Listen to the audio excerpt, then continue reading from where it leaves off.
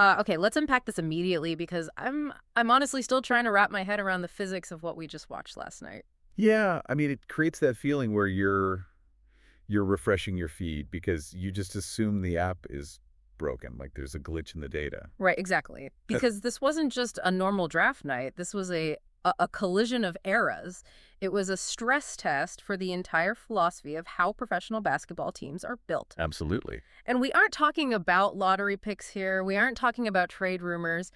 We are doing a deep dive today into the single greatest anomaly I think I've ever seen in a war room. It was unprecedented, truly. Because we are talking about Corey Davis, Mr. Brand. the consensus #1 prospect in the entire world. The golden child. Right. A point guard built like a linebacker. 6'2", 200 pounds, straight out of high school. The kind of physical specimen that scouts usually drool over for 3 years before they can even draft him. Oh, yeah. They usually build shrines to guys like this. But last night, he didn't go first. He didn't go 10th. He fell to the absolute rock bottom of the board. Pick number 60. Irrelevant status. It's just wild. So the mission for this deep dive for you listening today, we need to cut through the noise. We need to figure out, was this the greatest draft day heist in the history of the sport by the Philadelphia 76ers? Yeah. Did they just get a Ferrari for the price of a used sedan? Or was this a necessary, brutal reality check for a player who, according to all the reports, lacked professional humility? See, you're already framing it as a binary choice, but I think it's way deeper than that. I know you're leaning into the heist narrative. You think the league got scared of a big personality. I think the league flinched. I absolutely think they flinched. They looked at a kid who knew his worth, who understood his brand, and they panicked because they couldn't control him. Okay, stop right there. Flinched implies they were afraid of his talent. They were. No, I'm looking at this from the old head perspective. From the front office perspective, I don't think they flinched at all. I think the league looked at a toxic asset and let the free market correct itself. Toxic. Come on. Yes, toxic. Respect isn't something you demand in a press release before you played a single minute. It's currency you earn on the hardwood. The league didn't flinch. They held the line. Okay, that is a harsh take, but I want to get there. I really do. But before we dissect the psychology, we have to look at the anatomy of the night itself. Sure, let's set the stage. Because you can't understand the fall without looking at the summit. No. Pick number 1. The San Antonio Spurs are on the clock. The whole world is watching to see if Davis goes first. And who do they take? They take Chris Webber. Right. And if you want to understand why Davis fell, you just have to look at the scouting report on Webber. It wasn't just about his post moves or his rebounding. The key words circulating among GMs were safe, clean, and franchise cornerstone. It felt very corporate, didn't it? Extremely corporate. You watched the broadcast. It was suits, smiles, and safe words.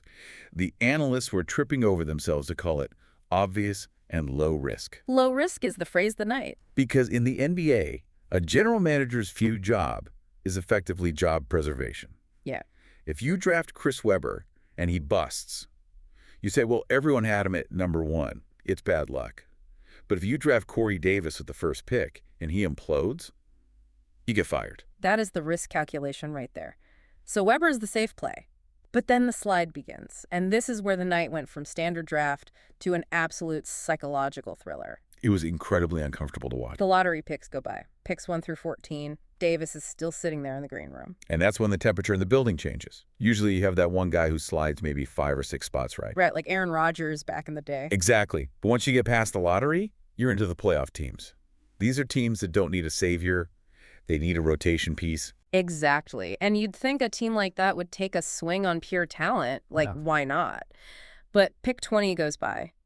Pick 25. I was monitoring the social media feeds, and Twitter was absolutely cooking. Oh, people were losing their minds. It went from, wow, what a steal for whoever gets him, to, is something medically wrong? People were asking if he had a knee issue that wasn't disclosed. That's the natural assumption. When a blue chip stock crashes, you assume the fundamentals are broken. Yeah. But the medicals were clean. That's what made the silence in that room so deafening. We get to pick 30, which is the end of the first round.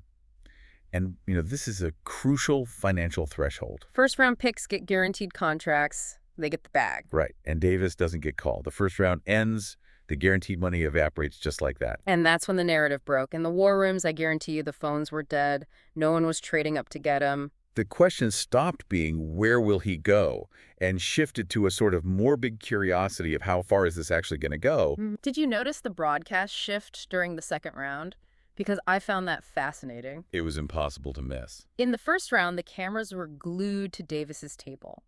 Every 5 minutes, a close-up of him checking his phone or adjusting his suit. But by pick 40, the cameras just completely stopped cutting to him. They were mercy-killing the coverage. Yeah. It's an unwritten rule of the production truck. You don't want to show a 19-year-old kid dissolving on national television. They stopped treating him like the coronation king and started treating him like a crime scene. That is a great way to put it. They didn't want to broadcast the awkwardness. Yeah, nobody wants to see that. It was brutal. And then finally, we get to the very end. The janitors are basically sweeping up the confetti in the arena. Pick number 60. The Philadelphia 76ers. The absolute last pick in the draft. And there was no roar from the crowd, no massive graphic package prepared for Corey Davis at 60. It was just a line read from the podium, a quick camera cut, and that was it. The number one talent is officially Mr. Irrelevant. Statistically, it is staggering. But we have to peel back the layers here. You can't just look at the slide, you have to look at the why. All right. Because while the fans were confused, the executives weren't.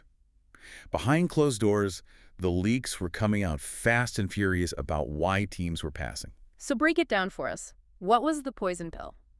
It boils down to one word: control. The reports are that Davis wanted too much of it too soon. Okay, but give me the specifics here. Because control can mean a lot of things. A point guard needs control on the court. This wasn't court control. This was franchise control.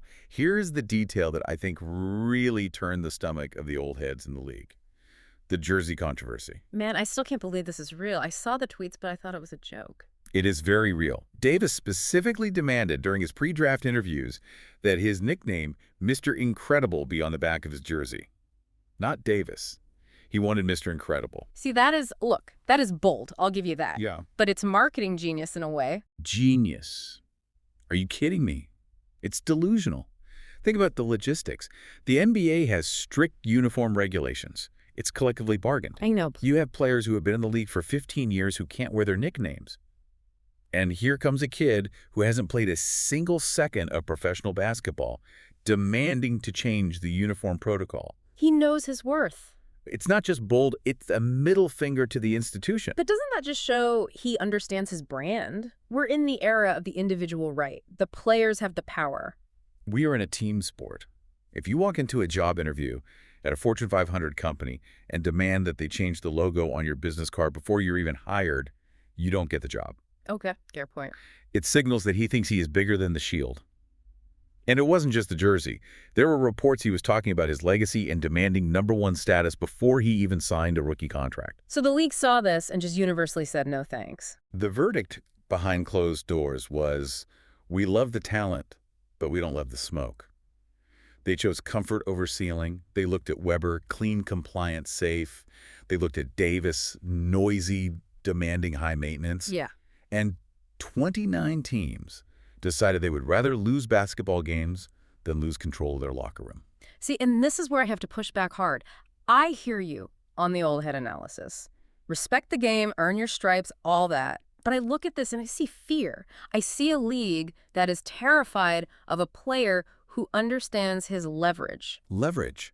What leverage? He had no leverage. That's what last night proved. He had the leverage of generational talent. There is no basketball reason for this fall. None. You don't let a once-in-a-decade athlete slide to 60 because he wants a nickname on his jersey. They just bid. But you shouldn't. You draft him and then you sit him down and say, hey, man, the league won't let us do the jersey thing. Sorry. You don't pass on a franchise-altering talent over a wardrobe request. The league flinched. They saw a guy who wasn't going to be a yes man, and they panicked. You are romanticizing this so much. You're making him into some kind of martyr for player empowerment.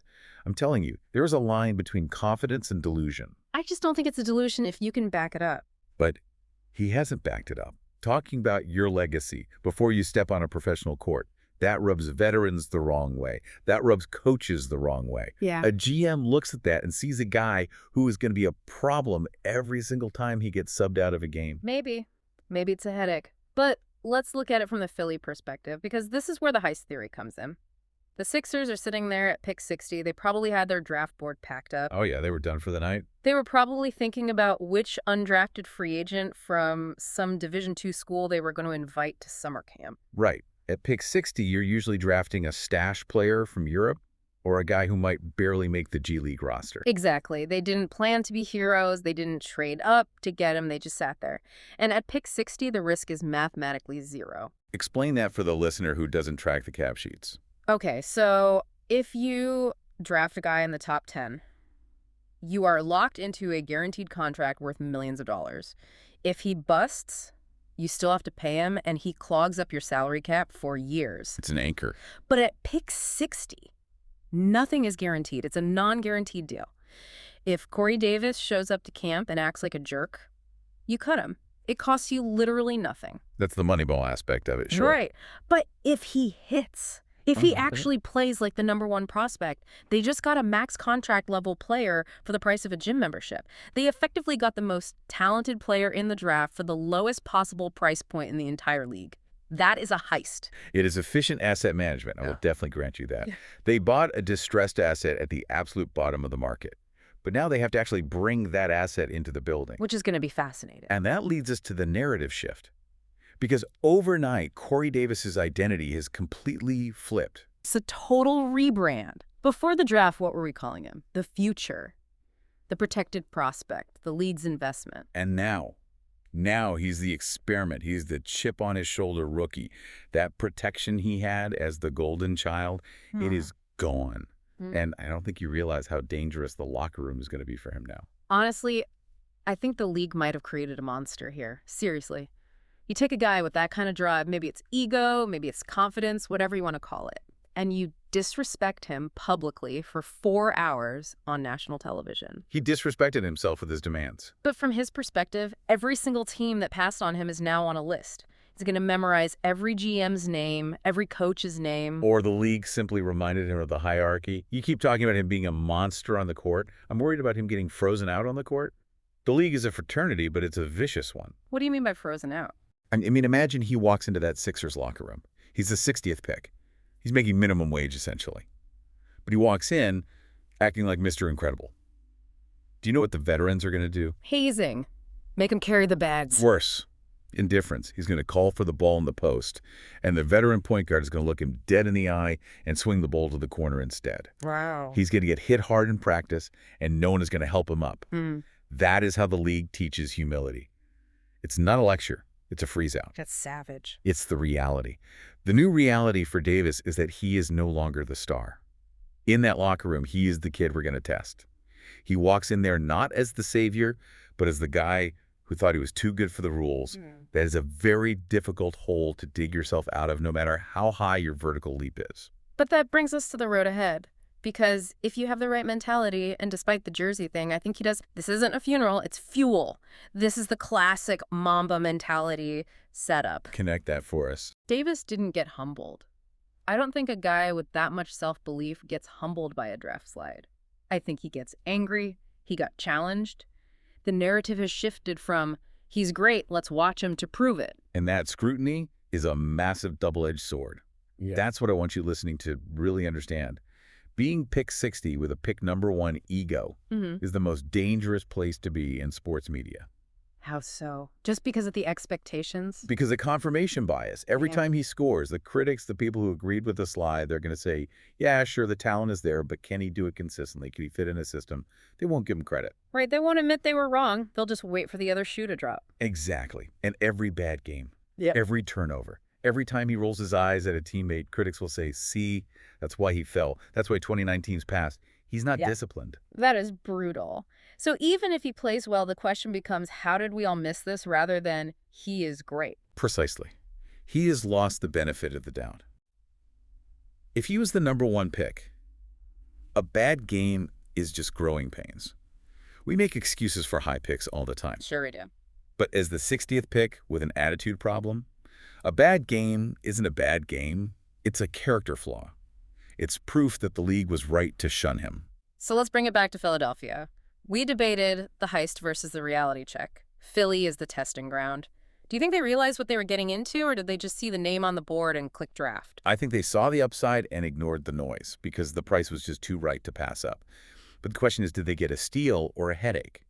Because a headache at pick 60 can still rot a locker room. I'm sticking to my guns here. It's a heist. You cannot teach what this kid has. You can teach humility, maybe. You can't teach a 40-inch vertical and the kind of court vision he has. You can't teach the ability to take over a game. You can't teach it, but you can certainly waste it. We'll see which version of Davis shows up. If the Mr. Incredible persona overshadows the work ethic, Philly has a problem. If the talent suppresses the ego just enough to fit into the team concept, they have a dynasty starter kit.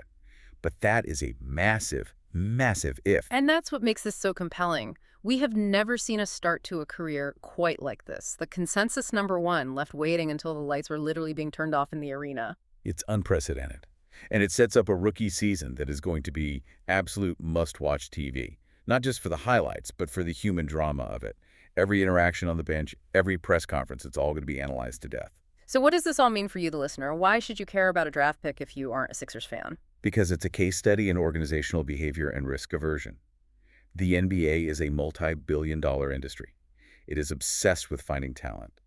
And yet faced with transcendent talent that didn't fit the culture mold, the entire industry collectively decided to look away. They chose safety. They chose Chris Webber because he was the clean fit. They chose no drama over high voltage. And in doing so, they handed a nuclear weapon to the Philadelphia 76ers. Whether that weapon wins them a title or blows up in their face. That's the show. It really is the ultimate gamble. The league chose safety over the smoke of Corey Davis, and now I just have to sit back and watch the fallout. The Prove It Tour is about to begin. And honestly, I don't know if the league is ready for what happens if this kid actually puts it all together. If he becomes a star, 30 GMs are going to have a lot of explaining to do to their owners. So here is the final provocative thought for you to chew on as you go about your day. We know what happened the historic fall. We know why the attitude, the jersey, the demands for control. But ask yourself this defining question of Davis's upcoming career. Was the league protecting itself from a problem child, or did 29 teams just make the biggest collective mistake in years by flinching at greatness? That is the question. Yeah. And only the scoreboard is going to answer it. I can't wait to watch. Thanks for diving in with us today. We'll be watching the box scores right along with you. Stay curious.